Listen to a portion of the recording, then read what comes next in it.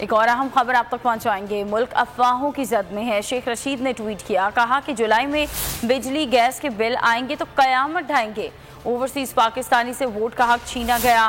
उन्होंने अपने ट्वीट में कहा कि नैब कवानीन में अपने केसेस के लिए तरमीम करना कौमी जुर्म है। करप्ट और मुजरिमों को मुसल्लत कर दिया गया है। शेख रशीद ने ट्वीट किया और कहा कि मुआवने खुसूसी का जुम्मा बाजार लगा है।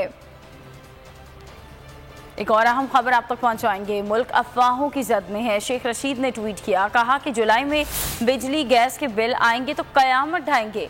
ओवरसीज पाकिस्तानी से वोट का हक छीना गया।